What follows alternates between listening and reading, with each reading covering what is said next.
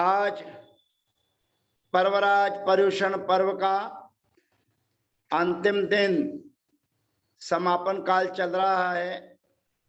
हमारे बहुत से साधक गणों ने आज उपवास किया होगा और बहुत से हमारी माँ बहनें रत्नत्रय कर रही होंगी, तो आज उनका दूसरा उपवास होगा। उनकी रत्नत्रय की साधना अच्छे हो और जिन लोगों ने आज उपवास नियम व्रत धारण किया है उनके भी भाव और परिणामों में साता हो। और हमारे संगोष्ठी का इस सत्र का अंतिम दिन समापन की ओर है और इस संगोष्ठी के प्रारंभ में मैं एक सुंदर से भजन के लिए सादर आमंत्रित करता हूं भैया अरुण जी जयपुर को कि वे आए और एक सुंदर सा भजन हम सबके बीच में रखें। भैया अरुण जयपुर। सबको वंदना, जय जिनेन्द्र और 10 धर्म की जय।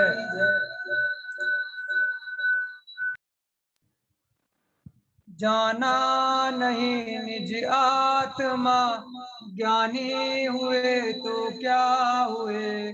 ध्याया नहीं निज आत्मा, ज्ञानी हुए तो क्या हुए। जाना नहीं निज आत्मा, ज्ञानी हुए तो क्या हुए।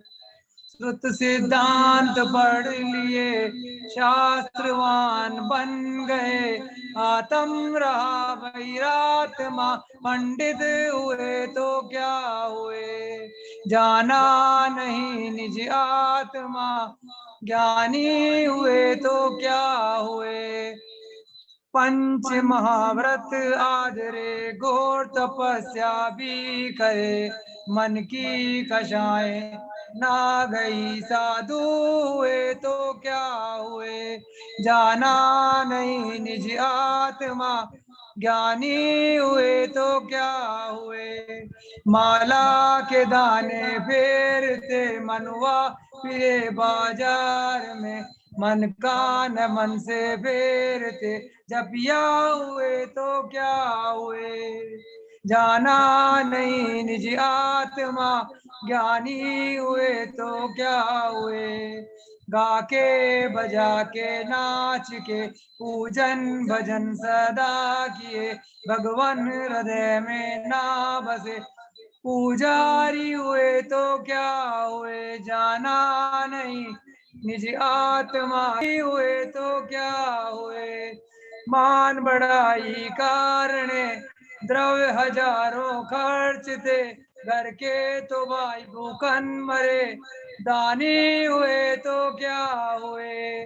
जाना नहीं निज आत्मा, ज्ञानी हुए तो क्या हुए।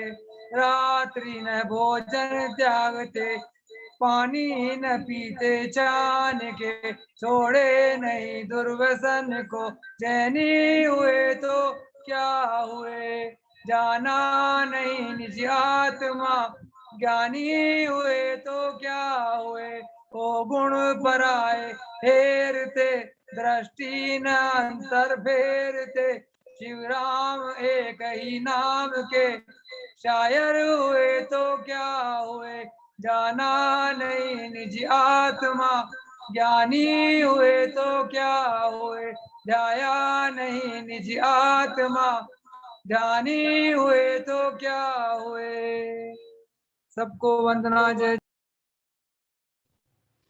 बहुत बहुत धन्यवाद भैया अरुण जी का सुंदर सा भजन हमारे बीच में रखा। अब अगले भजन के रूप में या अपनी बात रखने के लिए मैं सादर आमंत्रित करता हूं श्रीमती शिल्पा जैन भिलाई दुर्ग। जय जिनेन्द्र भैया जी, सभी को जय जिनेन्द्र। आज उत्तम ब्रह्मचर्य धर्म की जय। अपनी आत्मा में रमण करना ही ब्रह्मचर्य है। ये व्यवस्था मुनियों के लिए है, महाव्रत के रूप में जो बताई गई है। और हम गृहस्थों के लिए जो सौदार संतोष व्रत बताया गया है वह है। तो मैं आज आत्मा के ऊपर से आपको एक भजन सुना रही हूँ। आप में जब तक कि कोई आपको पाता नहीं, मोक्ष की मंदिर तलक हरगिज कदम जाता नहीं। आप में जब तक कि कोई आपको पाता नहीं, मोक्ष के मंदिर तलक हरगिज कदम जाता नहीं। हिरण खुशबू के लिए दौड़ा फिरा जंगल के बीच, अपनी नाभि में छुपा उसको नजर आता नहीं। मोक्ष के मंदिर तलक हरगिज कदम जाता नहीं। वेद वा पुराण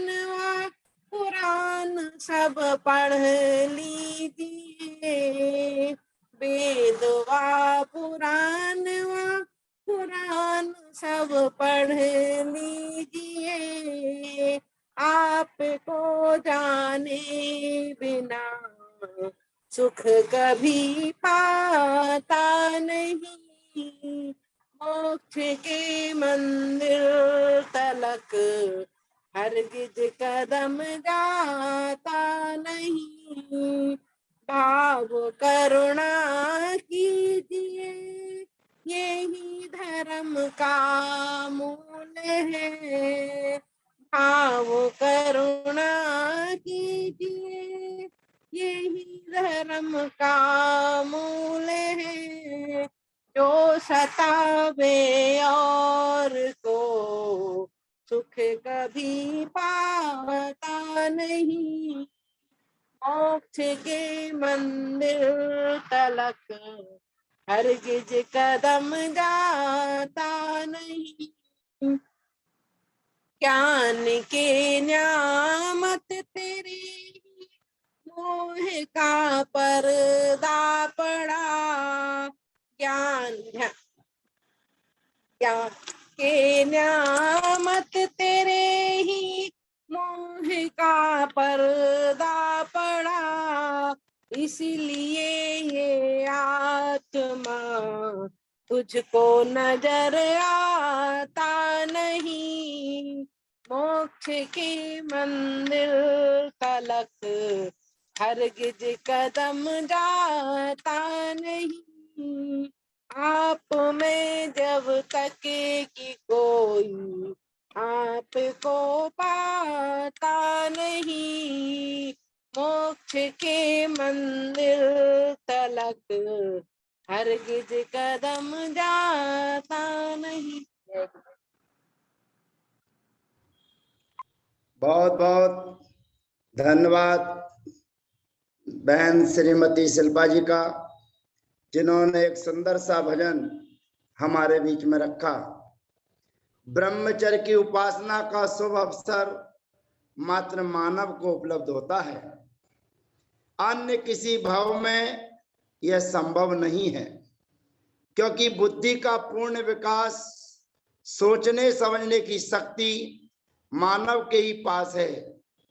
पशुओं के पास इस प्रकार के विकास की शक्ति नहीं है। मानव जीवन की सफलता ब्रह्मचर्य की उपासना में है। ब्रह्मचर्य की उपासना के बिना अनंत सुख की उपलब्धि स्वप्न में भी संभव नहीं है।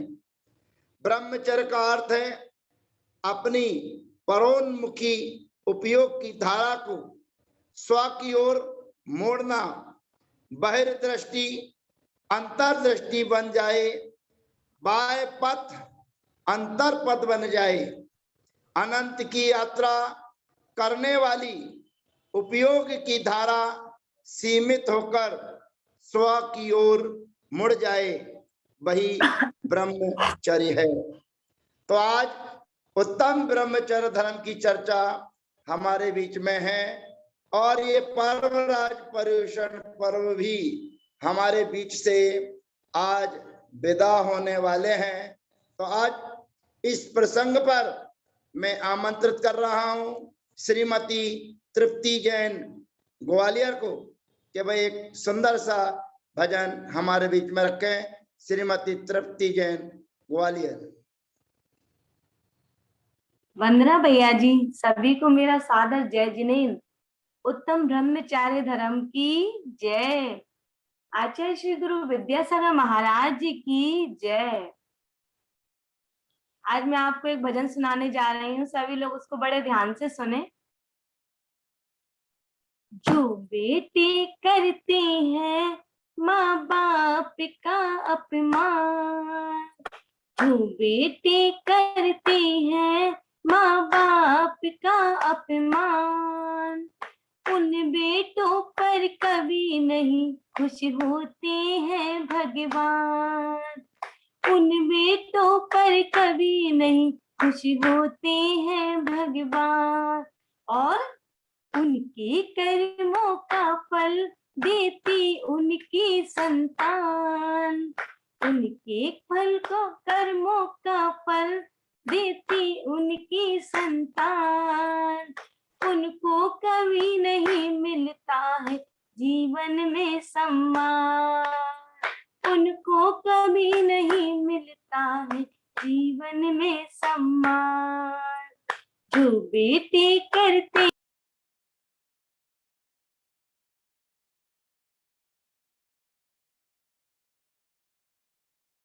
बाप का अपमान, उन बेटों पर कभी नहीं खुशी होते हैं भगवान।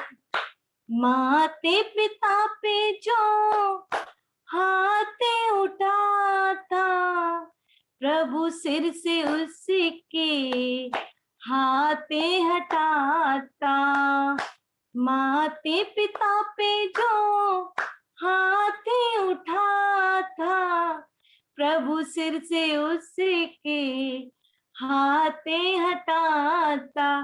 हाथ न उसका थामे जग में कोई इंसान, हाथ न थामे उसका जग में कोई इंसान, उनको कभी नहीं मिलता है जीवन में सम्मान।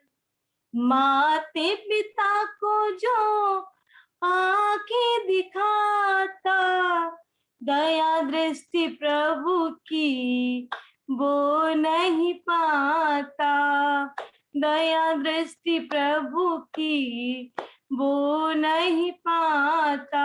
दुनिया की नजरों से गिर जाता वो इंसान, दुनिया की नजरों से गिर जाता वो इंसान।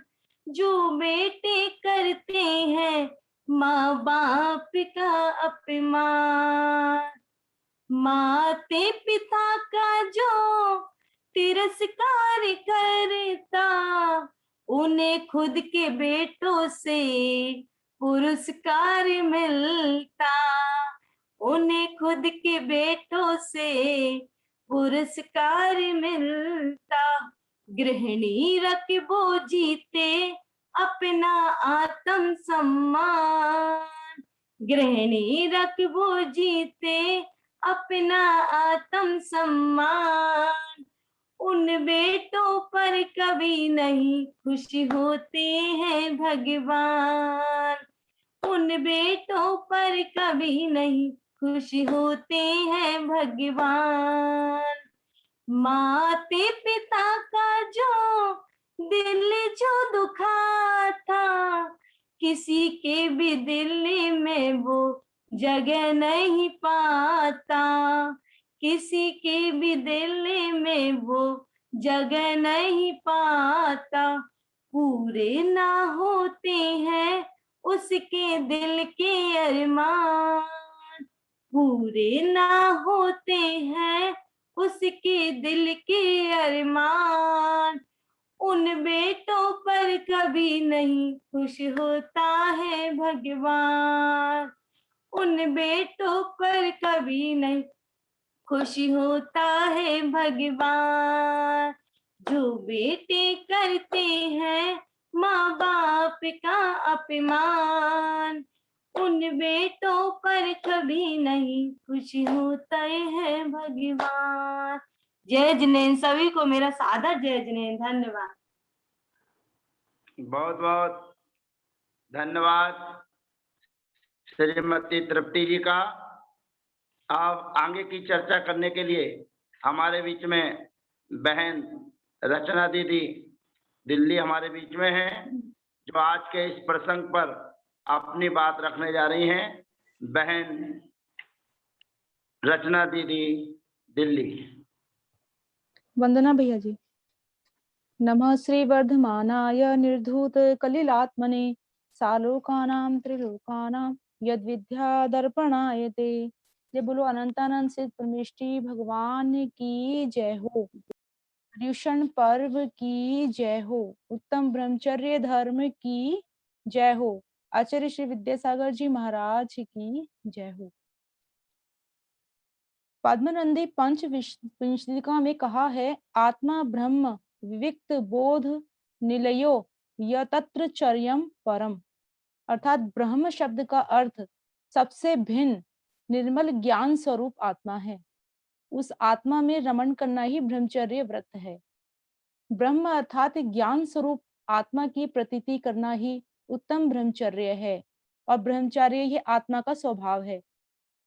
जब तक विभाव रूप परिणति आत्मा में रहती है, तब तक इस आत्मा का शुद्धात्म स्वरूप प्रकट नहीं हो पाता।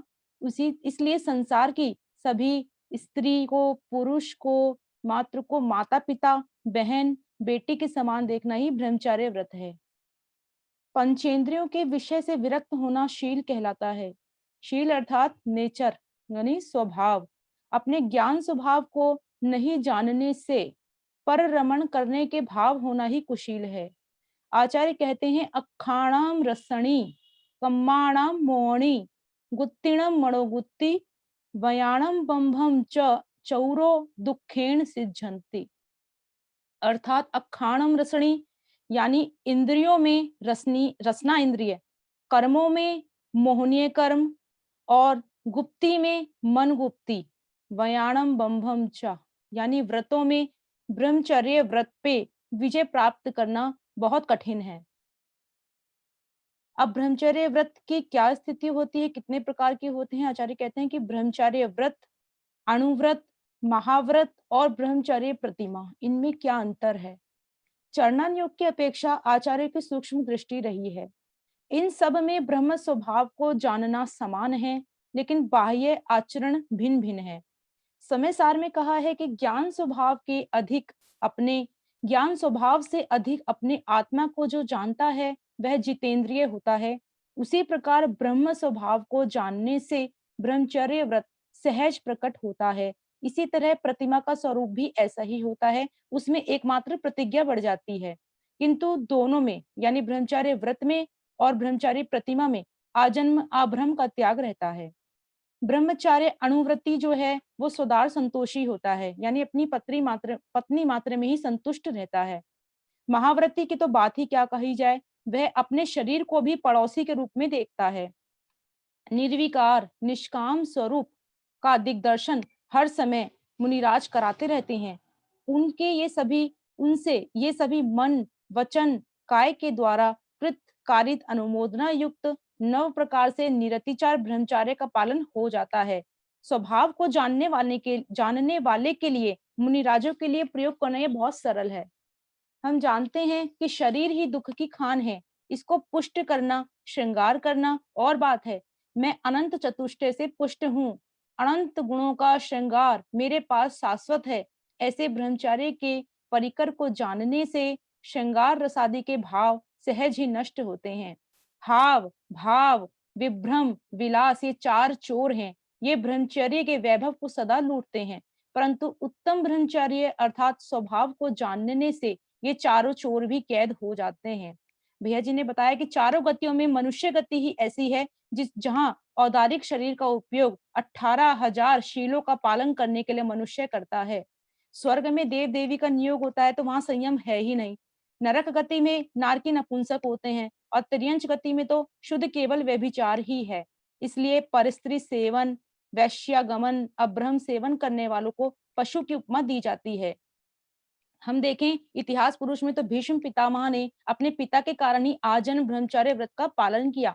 अंतिम सुरत केवली जम्बू स्वामी जी ने अपने तुरंत की ब्याही 8 स्त्रियों को रात्रि में जीतकर अपने अखंड ब्रह्मचर्य में च्युत न होकर प्रातःकाली दिगंबरी दीक्षा को धारण कर लिया। भगवान ऋषभदेव की पुत्री ब्राह्मी सुंदरी ने शादी न करके वो भी दीक्षित हो गईं। और अनेकों दृष्टांत हैं, जैसे हमारे 5 बालेती भगवान वासु पूज्य मल्लीनाथ, नेमिनाथ, पार्शनाथ, महावीर स्वामी आज जन्म ब्रह्मचर्य रह करके संयम धारण करके मोक्ष चले गए।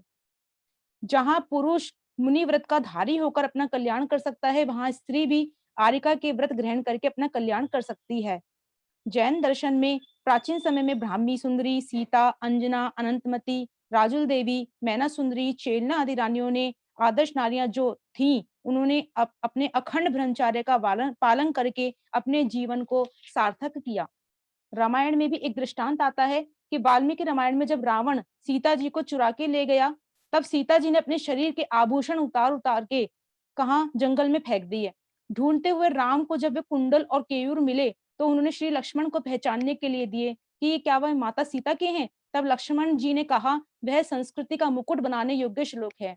नाहम जानामि केयूरे नैव जानामि कुंडले नुपुरे तो भी जानामि नित्यम पादाभि वंदनात्।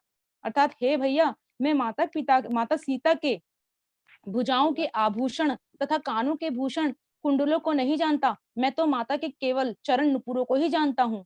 वह भी नित्य प्रणाम करने से मुझे दिखाई दे जाते थे। इसलिए आज के युवकों के लिए लक्ष्मण आदर्श हैं। अनेकों ने प्रतिव्रत लेके अपने जीवन काल में पति के साथ आपातकालीन परिस्थितियों का सामना करके समाज के आगे त्यागमय शील व्रत का उदाहरण प्रस्तुत किया है। नारी यदि सुगंधित होकर आध्यात्मिक फूल का व्यवहार करे तो उस प्रदेश को स्वर्ग बना देती है, और यदि रुष्ट होकर मार्ग का कांटा बन के काम करे तो उस प्रदेश को नरक जैसा बनाने की क्षमता रखती है। जैसे चेलना रानी ने अपने पति को सन्मार्ग पर लगा के भविष्य में तीर्थंकर पदवी प्राप्त करने योग्य एवं अनंत सुख सिद्ध पद का भागीदार बनाने में वे सहायक निमित्त बने थे। तो हम कहते हैं कि ब्रह्मचार्य से कल्याण होता है, ऐसी वीतराग भगवान की वाणी है। इसको किसी छल से स्वीकारा नहीं जा सकता। अब्रह्म, कुशील, व्यभिचारी लोगों को देखकर होने वाले इष्ट अनिष्ट भाव को शांत करने के लिए ब्रह्मानंद स्वभाव का चिंतन करना ही उपाय है। और यह ब्रह्मचर्य धर्म का जो वैभव है, ये सच्चा शाश्वत है। इसलिए आज उत्तम ब्रह्मचर्य का जो दिवस है, हमें भी अपनी आत्मा में स्थिर रह के ब्रह्मचर्य व्रत का पालन करना चाहिए। वंदना। जय जिनेन्द्र भैया जी, वंदना।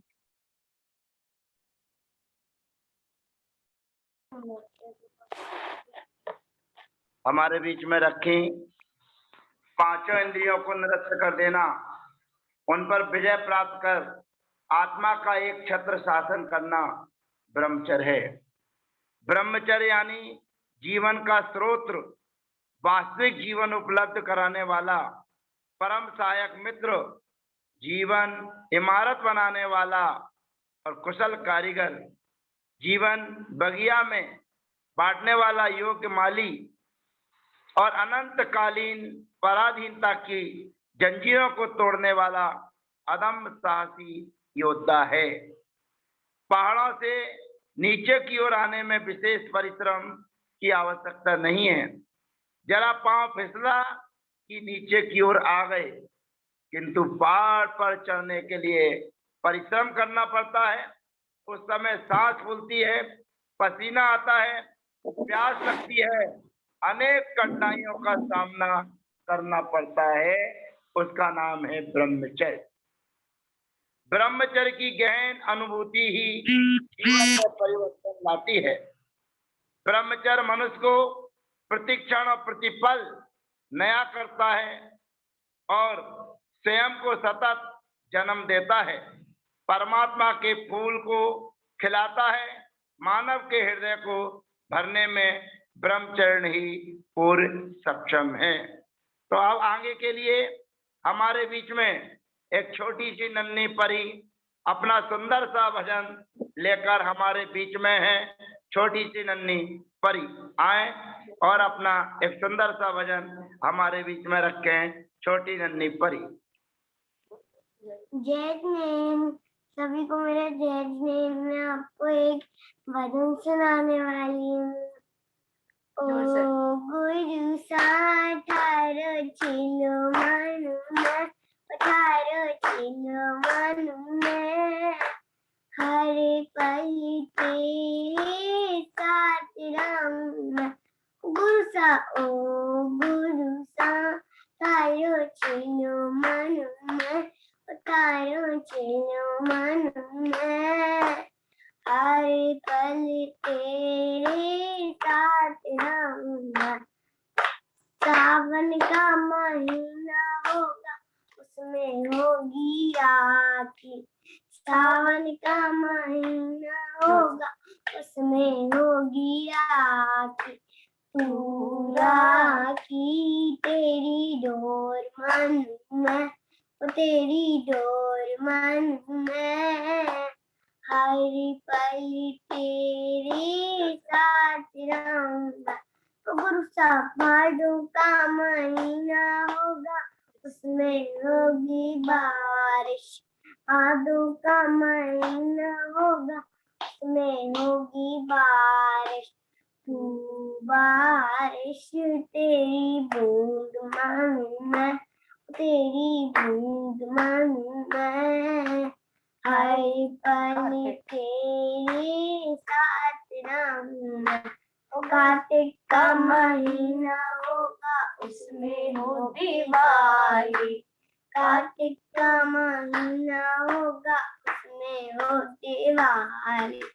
तू दीपक तेरी ज्योत बनूं मैं, तेरी ज्योत बनूं मैं, हर पल तेरे साथ रहूं मैं। ओ गुरु सा थारो चेलो बनूं मैं, ओ थारो चेलो बनूं मैं, हर पल तेरे साथ रहूं मैं।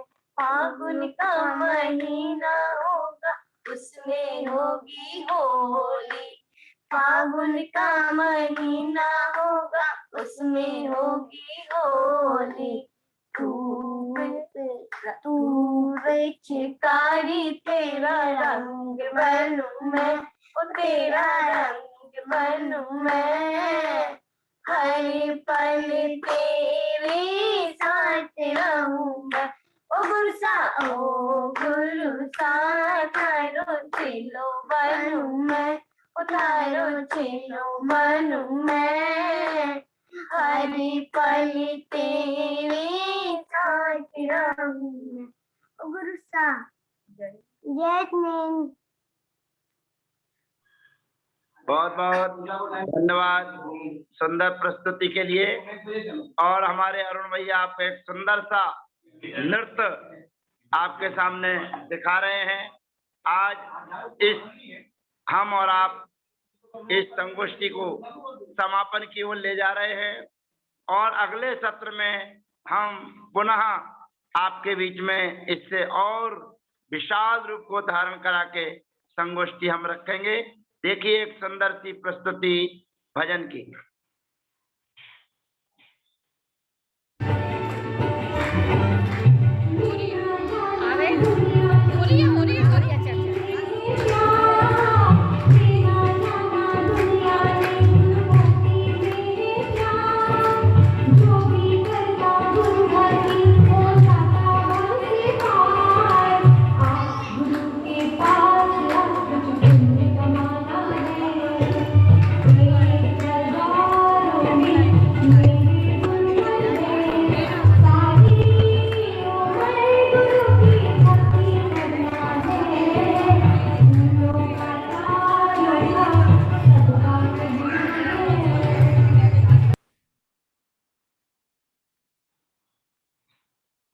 बहुत बहुत धन्यवाद सभी का।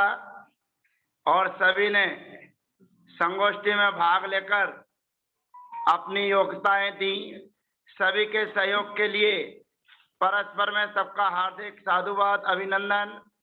पुनः हमारी जब संगोष्ठी समायोजित होगी तो हम सभी से अपेक्षा रखेंगे कि सभी इसी प्रकार हमें अपना सहयोग प्रदान करके माँ जनवाणी में अपना सहयोग प्रदान करें।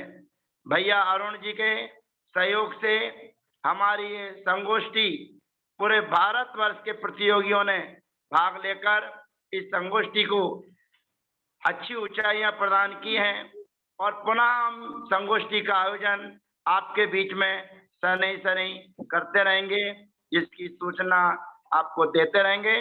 सभी को धन्यवाद, सभी को साधुवाद और भैया अरुण जी को बहुत बहुत बधाई। माँ जनवाणी की स्तुति।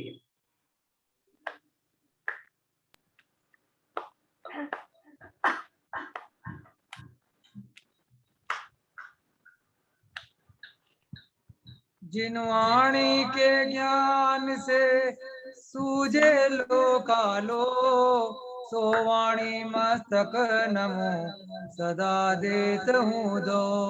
हे जिनवाणी भारती तोए जपो दिन रैन, जो तेरे शरण आ गए सो पावे सुख चैन। देव बजू अरिहंत को गुरु सेवा निर्ग्रह, दया धर्म पालो सदा यही मोक्ष का पंथ। सबको यथायोग वंदना। जय जिनेन्द्र। सबको वंदना, सबका यथायोग अभिवादन।